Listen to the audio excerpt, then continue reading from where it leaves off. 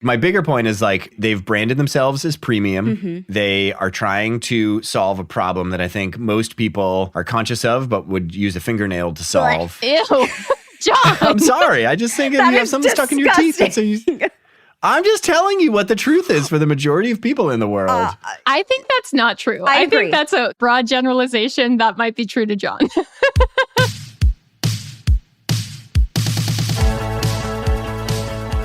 Hey everyone, and welcome to Another Bite, where we rewatch some of the most innovative and intriguing pitches from Shark Tank. I'm Jorie, and I'm joined by Ariel. Welcome, everyone. And John. Hey, everybody. Today, we're chatting about the innovators, the products that are like nothing else in the market. A little bit of flowers, a little bit of funk, and a different type of flywheel.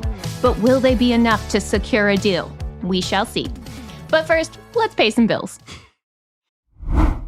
You know it, we know it. Next year is creeping up quick. If you want to win inside your niche in 2024, you need tech that puts you in the pilot seat. The new HubSpot Sales Hub will help you close out the year strong and kickstart your success in 2024.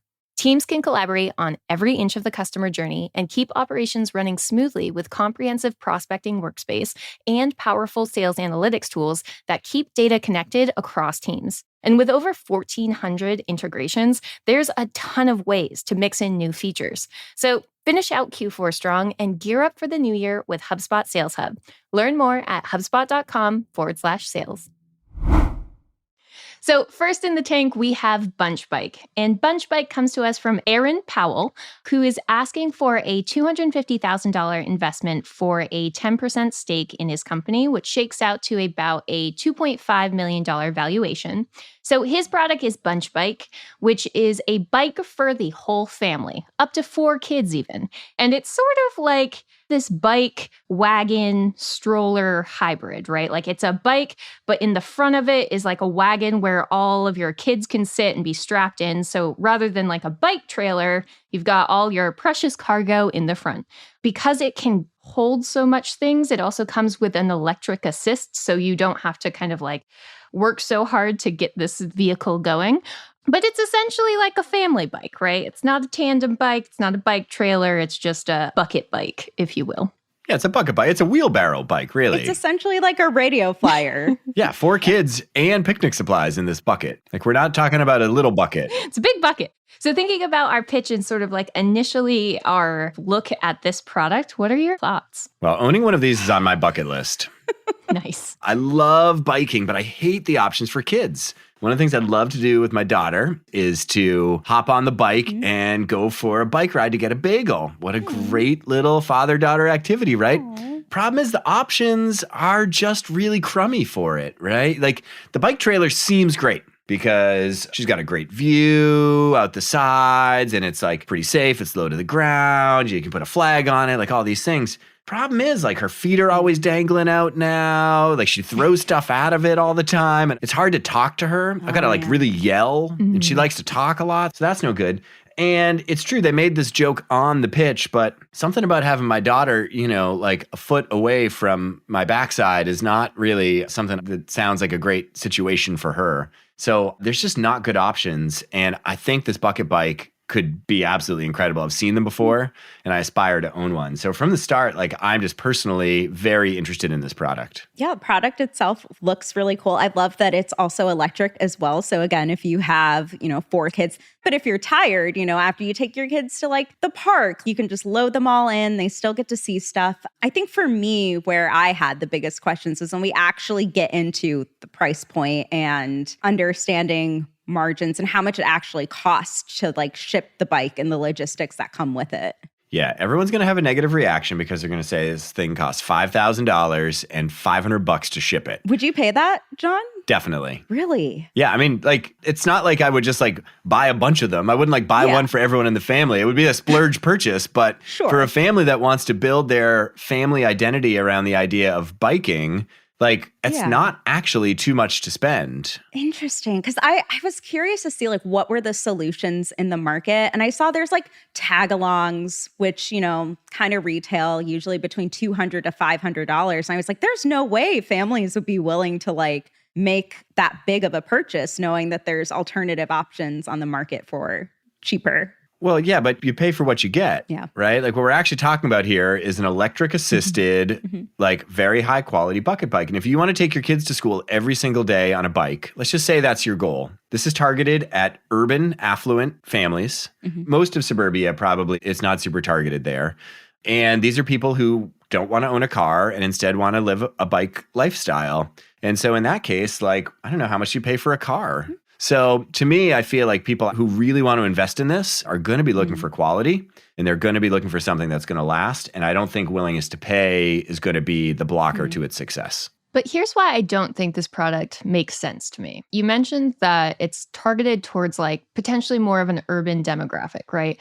And we found out from the origin story that like this founder was inspired by his trip to Sweden. And the thing is like, I can't see this working at scale in any major US city I have been to, including Boston, because we are just not at a point where any of our city streets are biking friendly. And this thing is huge, right? It's big. It's big. And then from personal experience, like there's some areas in Boston that are like biking friendly, but the majority of them are really dangerous and there are constantly accidents. So then you add the factor of like distracted driving, right? Because you're talking to your kids are out front and you're navigating the busy Boston streets. Like forget about it. This is just not going to scale. No one's going to actually, they might buy it because there's the idea of like being eco-friendly and not driving your car. But then when it comes to the practical use case of like when you're getting this huge boat of a vehicle, this big bike out to potentially expose your 4 kids to the Boston streets, no way. I don't see it at all. You make a really good point, Jorie, about like bike infrastructure needs to improve massively in the United States to make way for this. And this is actually why I said it's more targeted, affluent, like urban, because I actually think cities have made more strides than a lot of suburbs have in terms of bike accessibility. And I think the segment of the market who cares deeply about this, they are advocating for the right bike infrastructure, but it won't stop them from buying a bike and living their lifestyle that way because it's a deeply held belief of how they want to live their life. I think it will definitely put a cap on how big the market can be. But in the meanwhile, they're selling them for a lot of money and they could probably even raise the price and make more margin, and that could be fine for them. Do you think this is a business that would do well in a non-direct-to-consumer model? Like partnering with local parks or having like rental, similar to like electric bikes that you can rent. Back when I lived in SF, they were everywhere, like the scooter craze. Like I could actually see this being more of a play for organizations and popular spots or tourist areas for like your kids when you're traveling in the US. More so than D2C. Yeah, that's a really interesting idea because people, I think, when they are traveling, often think it would be fun to bike around a little bit. Right. Like you get to see better views, take in more of the place that I'm going. But yeah, it is hard to do that if you have kids and it's hard to do it safely. So you could definitely see that as an option. They didn't get into a ton of details, I don't think, about how they're actually selling. And that was one of my big questions is like, are they trying to bring this to retail stores and have those retail stores sell them? Are they trying to create their own retail stores? Are they selling online? Like it wasn't actually clear to me. And I think they would have to be really intentional about making the right choice there because retail would get them a lot of distribution and would get them their target consumer. I think most people, when they're thinking about buying a bike, want to go to a store and see it and feel it and try it. But that would take even more off the margin. So you'd have to raise the price more or reduce the cost more. Yeah.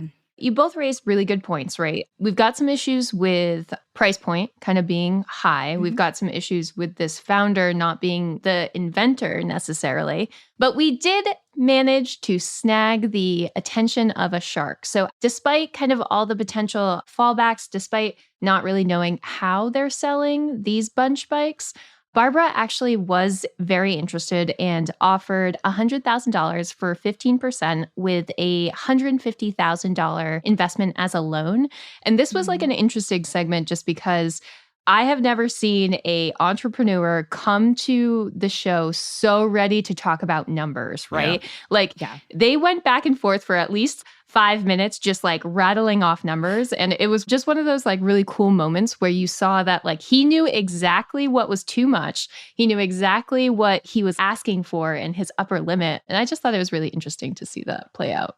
No, that was a great example of like counter negotiations and how to come in with, confidence and knowing your value and kind of what your business is worth. And I love that he was able to think on his feet of like, hey, I have, a history of asking for loans and like having like that credit line. And that's really what I need at the end of the day. So I loved how he was just able to be like, okay, if you can't give me what I want capital wise, how about this as an offering instead of looking at equity, which is rare that we, to your point, Jorie, see that. Definitely. But ultimately, the deal was made with Barbara. So Bunch Bike, despite some of at least my concerns, did walk away with a Shark Tank deal. And after the tank, sales actually exploded on this product. Yeah, selling baby. $1.8 Everybody wants a Bunch Bike, I'm telling you. Yep. So immediately after this episode, they actually received a huge purchase order from Luca and Livy Beverages for $2 million.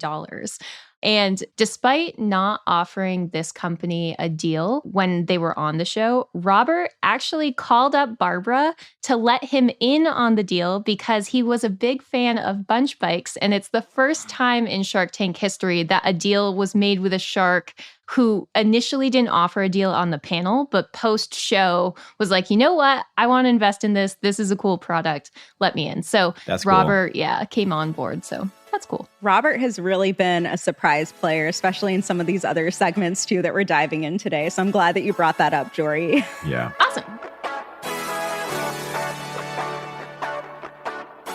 So next in the tank, we have FunkkOff. And despite its kind of charming name, it actually might not be exactly what you're thinking it is in terms of product. Very interesting name here. Very charming. No charm to this name. We'll get into branding in a minute. Don't say it sarcastically. Like, it's a good name. Okay. Ariel. Our branding expert approves. So FunkkOff comes to us from founders Joelle and Sonia, and they're asking for a $250,000 investment for a 5% equity stake in their company, which actually shakes out to $5 million in valuation. And their product FunkkOff is a compact, reusable tooth refresher, which is like a 2-in-1 toothbrush that also comes with a store of natural tooth gel and a little mirror at the bottom. So whenever you're out to eat or whenever you're out at a wine tasting and you find you got some gunk in your teeth, you can quickly use your FunkkOff to have a clean and bright smile. You said the word FunkkOff and I shivered. Visceral reactions. But that's what makes it a good brand name, right? It made you feel something. Okay, I'm going to go into why I think this is a great name. The branding, visual logo, not good whatsoever. Mark was absolutely right when he's like, you're missing the basket by 5 feet for that. But the actual name itself, there's really 4 components that go into what makes a really good brand name. So first, is it something that's really distinct and unique and sets it kind of apart from the market? Is it easy for memorability? Like FunkkOff is a play on words, obviously, and it's very common phrase, which I'm not going to say on air. But, it's easy to remember the name. And then the authenticity and the connection piece, which is like the emotional piece, Jon, when you're like, ugh, I don't want to imagine the funk or the gunk on my teeth. And then how enduring is it? So like this brand name can be extended to, future extension lines. I don't necessarily agree with going down the toothpaste route, but it is a name that can be carried across multiple products for scalability. I love the name, but go on and disagree, Jon. No, it's an incredible list. My problem is I don't think, there's an old saying that, any press is good press. And I'm not sure that's true for brand names in the sense of any emotional reaction is a good emotional reaction. I have a bad reaction to it. I just am oh, I'm so disgusted by it. And to me, it kind of just sounds like a dance contest. Let's have a FunkkOff. Let's break Soul it down, Train style, Get the boombox. I mean, maybe that could be an advertising campaign for them, is where 2 people have a dance off to see who can get the funk off their teeth faster. Yes. I think the part of the problem for me is I've never called the stuff on my teeth funk. I would never think that's a funk is a smell to me. And more gunk. I feel you're ooh, there's a funk. Yeah, it smells funky. Okay, then you change the F to a G. Gunk-off. Gunk-off. There you go. Yeah. That would be better than FunkkOff. But I like how you brought up the point of the dancing and the tonality, because I think that's where they missed the mark with the marketing, right? Packaging is great in terms of it's the size of my lipstick. I can put it in my purse. It's really easy to use. But I think the main issue here is that they were really trying to position this product as this luxury kind of brand. Like you could even see in their display in the background, it's like a stock image of a woman with like a designer purse putting it away. And I think that's the wrong way to go about it, especially if you're going to have a brand that has as silly as a name as FunkkOff. You're not going to be a Tom Ford or a Marc Jacobs or a YSL in this space, right? Like you really need to lean into that tonality. So even doing like videos or a slogan of like, get the funk out of here, or like fun, playful, like leaning into that, I think could actually work. This is part of the problem. What's part of the problem? This is part of the problem. They don't have product market fit with the way that they've chosen their branding. They are a premium product. They're high priced, I think, for what it is. Most people are not actually going to purchase this item. You think so? Most people are not going to purchase this product. I would. This is a splurge. Let's dive into that, Ariel. Why would you buy this product? As someone who has worn Invisalign for the last 2 years, nothing has been more embarrassing than when I go out with friends and I have to whip out my toothbrush and my floss, because you have to like brush your teeth between meals when you have braces. I mean, I wish they went more into like, we know this isn't toothpaste, so like I'd love to know what it is that I'm putting on my teeth. I wish they actually dove into the ingredients and like tooth gel. mystery goop. I don't want mystery goop. A mystery FunkkOff on your teeth. Gel. Yeah. But if they're like, it's a toothpaste or it's like formulated based off of that, like I could see myself, you know, using it to like refresh really quickly. Or if I have coffee in the morning and I'm about to go into a meeting, and then I'm even thinking back to another segment way long ago that we looked at where the guy was like, if I go outside for a smoke break, I want to have clean clothes. I see it having use cases if this was sold in like a gas station or to go places or at a restaurant counter, like Mark said, but not for retail, like Sephora distribution. Completely different. No, I totally disagree. Nobody's buying this in a gas station. It's those use cases that really confuse me, right? The origins came from one of the founders going to a bunch of wine tastings and then immediately brushing their teeth. Now, it doesn't take a lot of Googling prowess to know that like immediately brushing your teeth after you drink something as acidic as wine or even coffee is super bad in the long term for your enamel, right? So it's like definitely not approved by dentists. And teeth is something that like people are really concerned with the long-term health of, right? Because dental health is an investment. And so I really didn't understand like the value they were trying to prove that this product was doing, because like I get it. Wine can stain your teeth. You should brush your teeth before you drink wine so all of those dyes don't get into plaque. We talk about products being a vitamin or a painkiller. This product is in the long run a pain causer. It's going to ruin your teeth. Whoa, Jorie, you just blew my mind. Directly apply it though. The problem is like their entire use case, it's like a cosmetic painkiller, but in the long run, it's going to really hurt its users. Jorie, but if you wait 10 to 15 minutes after you have acidic foods, it's okay to brush your teeth afterwards. No, you should wait. You should wait over an hour. My dentist said after 15 minutes, I could put my Invisalign back in. It's really bad. Okay, maybe that's something that could be solved on like the packaging itself of like directions. True. But I get your point. Like if you're at a restaurant and that's like the only place you're going to, you're not gonna, you know, utilize it. But if you're doing a wine tasting tour and that it's that one edge case, or like you're gonna be out going place to place or trying different foods, then it may make a little bit more sense. But I think you're entirely right. Like use case wise, it's not as widely usable as we think. Yeah, they just don't have product market. They don't know who their target persona is. I think that's actually like a big part of it. Like you saying like you could see a use case for this in gas stations. Like to me, I would never in a million years think that it would go in a gas station. Like Tide to Go. How you have Tide to Go at a gas station. It's not to say that that's a bad example. I'm not actually picking on gas stations, even though I think you are wild to think that anybody's going to buy this in a gas station. But my bigger point is like they've branded themselves as premium. They are trying to solve a problem that I think most people are conscious of, but would use a fingernail to solve. Ew.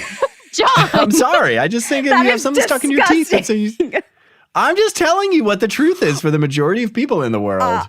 I think that's not true. I think that's a broad generalization that might be true to John. Maybe that's just true to me. If you have something stuck in your teeth, what do? Brush it. Well, what if you don't have a toothbrush? Use floss. To get the stuff out of your teeth. What do you need floss? You should always carry floss on you. You always carry floss? I don't carry a toothbrush. I don't carry floss. I do. Always in my purse. I do. Yes. You always have your emergency kit in your purse. Maybe this is just a difference. Yeah. Maybe this is a difference. Maybe every woman has this in their person. I didn't know that. Exactly.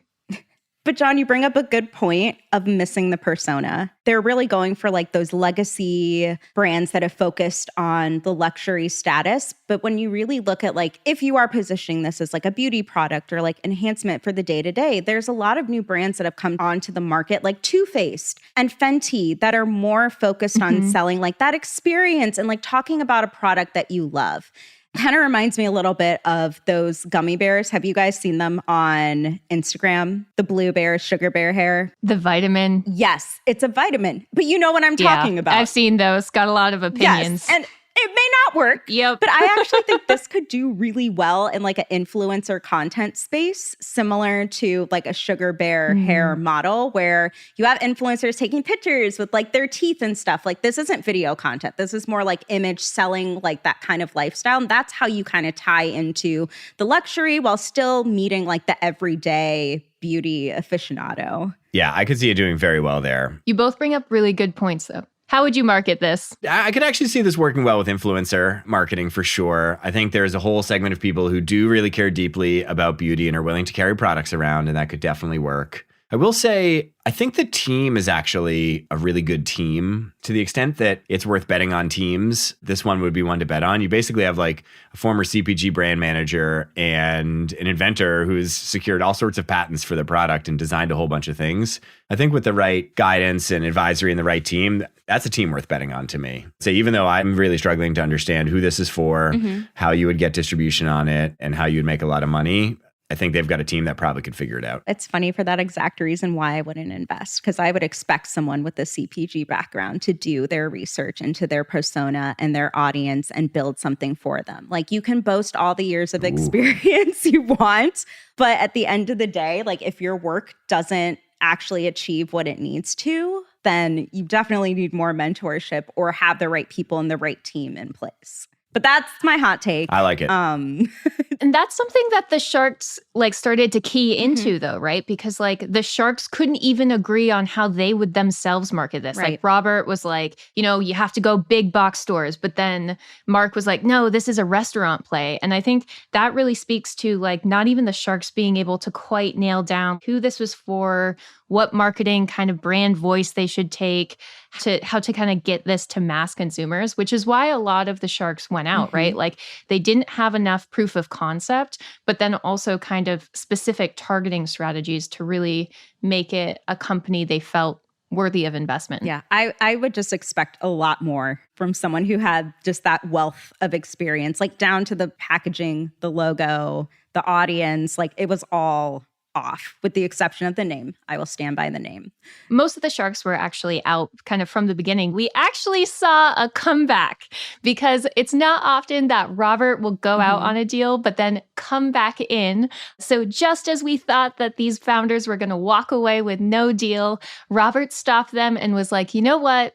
Sometimes my wife reminds me, that little Jiminy Cricket voice in my head, of products I should have invested in. And I feel like this is one of them. So ultimately, Robert did offer these two founders $250,000 for 12%, and they ended up sealing the deal with Robert. So it was an amazing comeback play, kind of a final closeout in the last stretch. But the FunkkOff folks did end up with a Shark Tank deal. Yeah, I was super surprised that he was just like, you know what? I think my wife is going to give me crap about this, so I'm investing. I was like, I need to save my marriage right now. It's so weird. Yeah, I was surprised too, because they're too early on sales-wise. Like, I think they walked away with a really good deal for where they were at. They walked away with an incredible deal. Yeah. This is the other thing that's underlying this business, and maybe this is actually the right point about the team, Ariel, is if you just look at the reality of where they are. They come in asking for a $5 million valuation based on $80,000 in sales. Yeah. The reality is that they've actually spent $600,000 just to earn that $80,000 in sales. So they should have a negative valuation at this point. Like, if you're putting money in, you're going to lose that money. Absolutely and definitely. And it may be on the path to someday get it back, but it's going to take a lot of cash at the rate that they're burning. Which is why I don't think it's still a product. Is it not a product? Unless if they redid everything. I don't think it is. Well, while the pitch was just from a month ago, the company is definitely still around. It was from this season, but we will certainly be able to keep an eye on their business in the future. Yeah, well, I mean, surprise. Definitely still a company.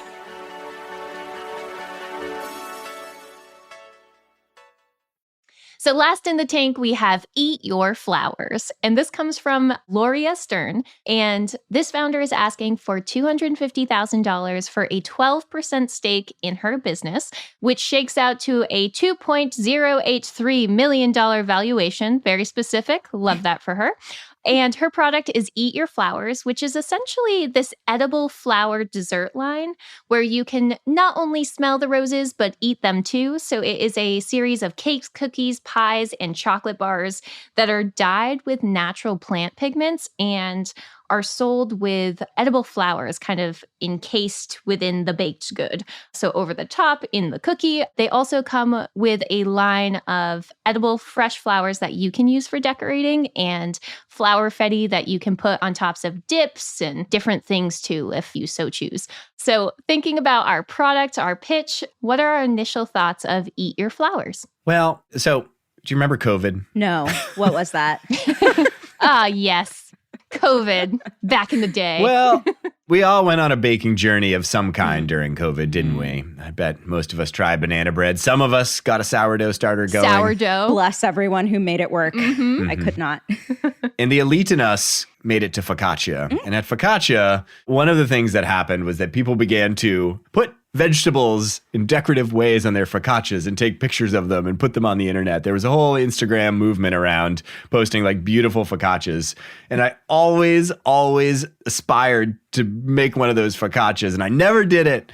And this company taps exactly into that. You can still do it. It's not too late. It's not too late. It's not too late. It taps exactly into what I love about that focaccia movement. It's so beautiful and pretty, and I love seeing the creativity that's applied. So I loved it. It's gorgeous. It's art. It's a premium product at an amazing price point. Because of the nature of the product, it's going to go viral. It's got incredible profitability because they can charge so much and it costs nothing. And it's cookies. And so all those things together means I'm in, I'm investing. And let's do it. It's vegan and it's gluten-free. And let's face it, rarely are things gluten-free, vegan, and tasty. So that's a huge selling point. And it's delicious, according to the sharks as they tried it.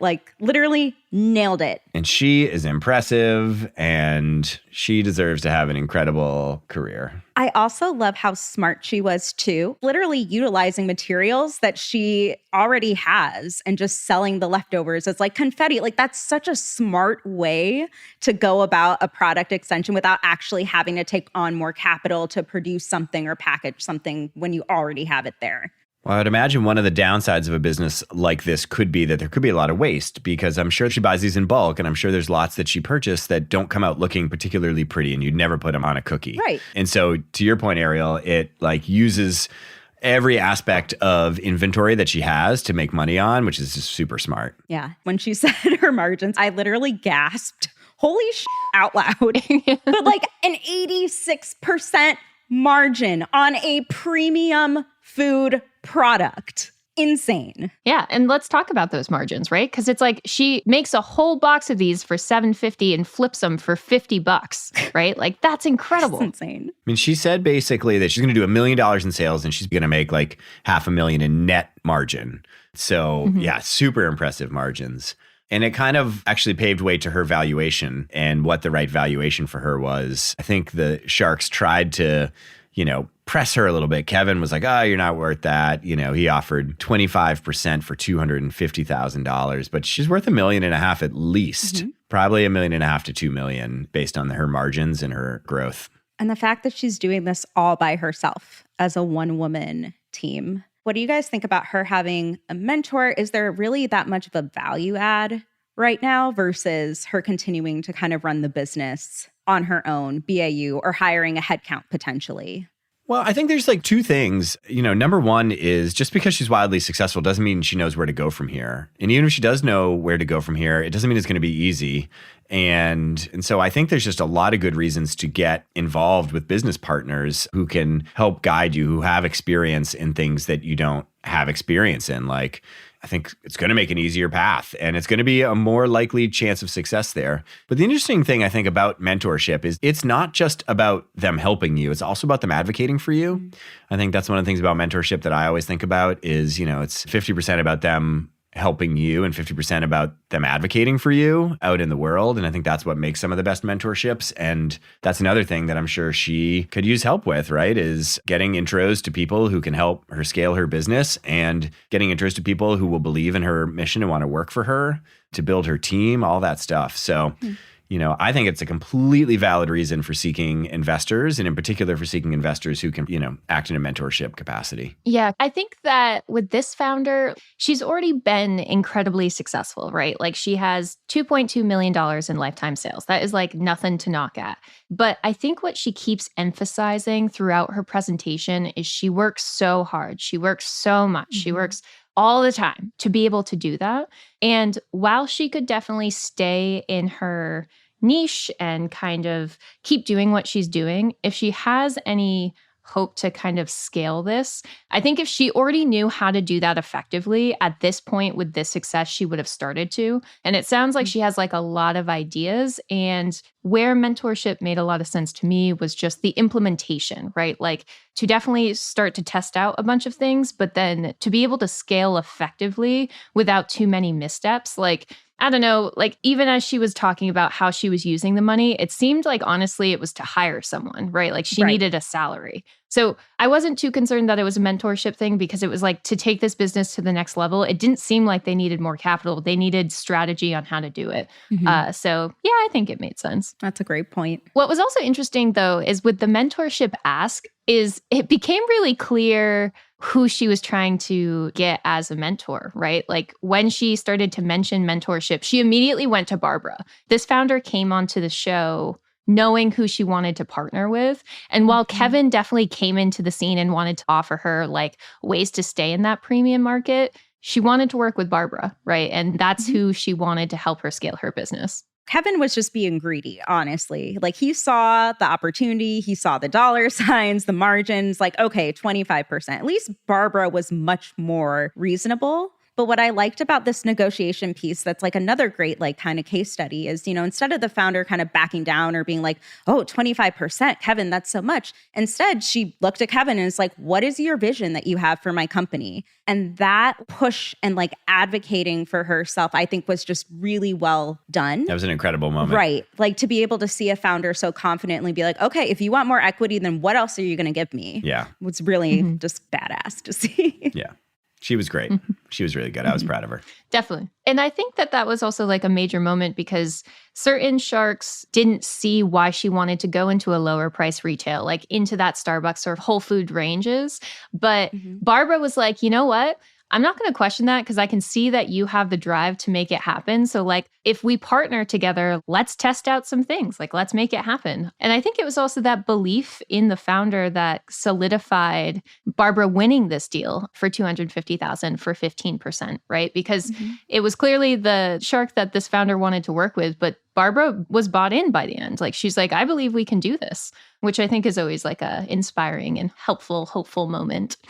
It's rare on Shark Tank we actually see a discussion on what people want to use the money for. And I feel like most of the time where you're fundraising, that's one of the most important things that you talk about is like, how are you going to spend my money? And I think one of the things that investors look for is they try and validate whether they think that is going to be a good use of their money and is going to help the value of that company grow.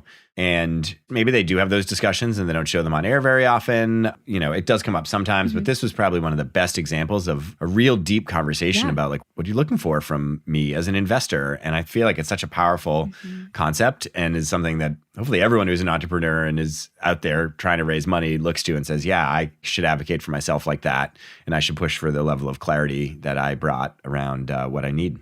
So spoiler alert, this was also a company that aired this season. So Eat Your Flowers was a pitch back on March 3rd.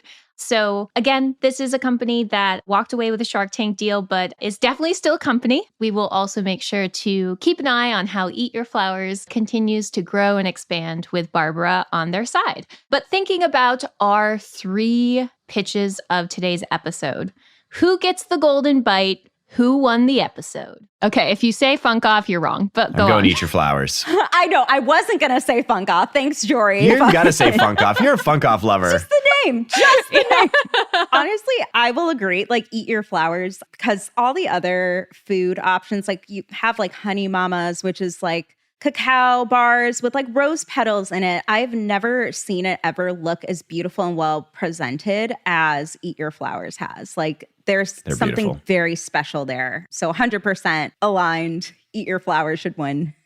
Cool. I agree. Eat Your Flowers. It's fun and fancy and brings a little joy to your day. So how could you not like it?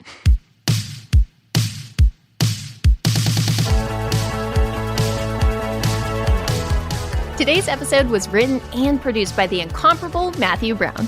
Additional support comes from Melanie Romero. If you like the show, tell your friends, tell your enemies, tell everybody.